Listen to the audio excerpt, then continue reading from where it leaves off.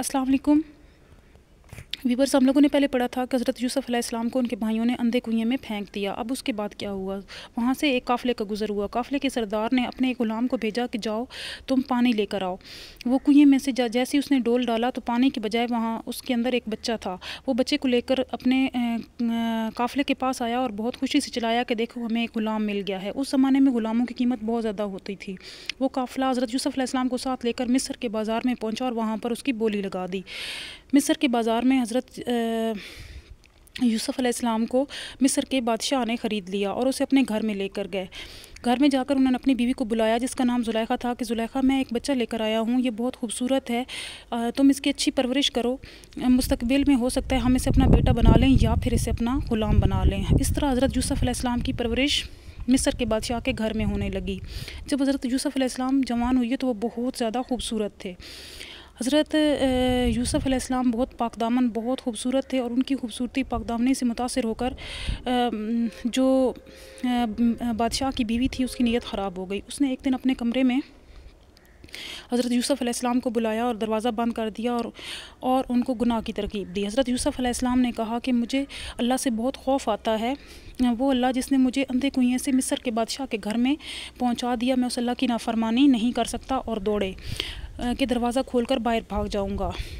वो औरत जो जिसका नाम ज़ुलेखा था, बादशाह की बीवी थी, वो आपके पीछे लपकी और आपके कुर्ते को पीछे से फाड़ दिया। अभी हज़रत यूसुफ़ अलैहिस्सलाम दरवाज़े के पास पहुंचे ही थे कि बादशाह ने फ़ौरन से दरवाज़ा खोल दिया। वो अंदर से शोर शराबे की आवाज़ सुनकर फ़ौरन से आया था और उसने दरवाज़ा खोल दिया। जैसे ही ज़ुलेखा ने सामने अपने शोहर को देखा तो चिल्लाई कि आपके नौकर ने, आपके ग़ुलाम ने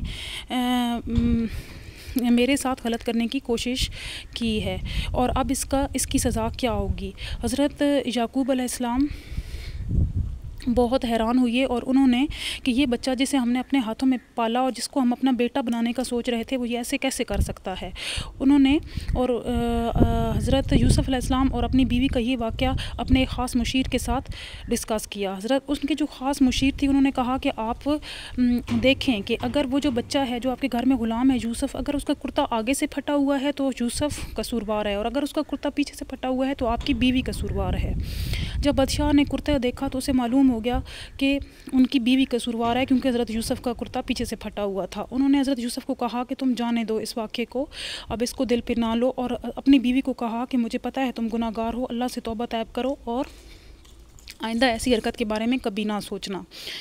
इस तरह ये वाक़या मिस्र के बादशाह ने ख़त्म कर दिया। लेकिन उस मशीर ने बाहर जाकर अपने किसी ख़ास के साथ बात की और इस तरह ये बात फैलते फैलते पूरे मुल्क में फैल गई।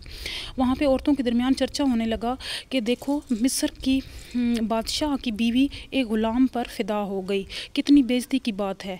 पहले तो उसने अपने शौहर के साथ गद्दारी की, चलें अगर गद्दारी की ही थी तो किसी बादशाह के साथ करती, किसी बहुत ख़ानदानी बंदे के साथ एक ग़ुलाम पर कौन फ़िदा होता है, ग़ुलाम पर कौन आशिक होता है। ये बातें ज़ुलेखा को पता चल गईं। उसने एक मंसूबा बनाया, उसने अपने घर में दावत रखी और अपने मुल्क मिस्र की तमाम उमरा को दावत दी कि आप लोग आएँ और मेरे घर में अपनी औरतों को भेजें और उनकी खाने की एक अच्छी खाने की ज़ियाफ़त का एहतमाम किया है मैंने। जब तमाम औरतें आ गईं उन्होंने गाँव तक्की लगाया और उन पर बिठा दिया, उन सब के सामने फ्रूट्स की प्लेट्स रख दी, कुछ फल रखे और हर एक औरत के हाथ में छुरी पकड़ा दी। जब फल काटने का वक्त आया तो उन्होंने हज़रत यूसुफ़ अलैहिस्सलाम को कहा कि आप इनके सामने से गुज़रें। जैसे ही हज़रत यूसुफ़ अलैहिस्सलाम को सामने से गुज़रती हुई देखा तो वो औरतें बहुत हैरान हो गईं और उनकी ज़ुबान से वो यकमुश्त बोलीं कि ये कोई इंसान नहीं है, ये कोई और मखलूक है, हमने दुनिया में कभी कोई ऐसा इंसान नहीं देखा, इतना खूबसूरत इंसान कभी हमने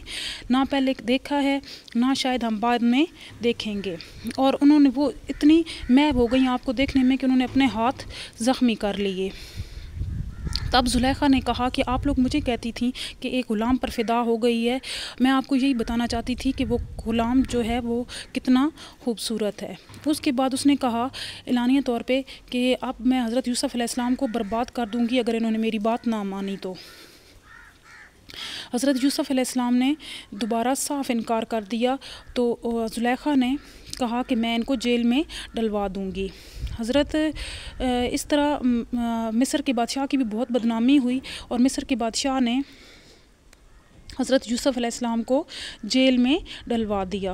अब उन पर कोई झूठा इल्ज़ाम लगाकर उनको जेल में डलवा दिया और हज़रत यूसुफ़ अलैहिस्सलाम जो हैं वो हमेशा के लिए जेल की कैदोबंद में चले गए। नेक्स्ट क्या होता है हम अगली एपिसोड में देखेंगे। अल्लाह हाफ़िज़, अल्लाह निगहबान।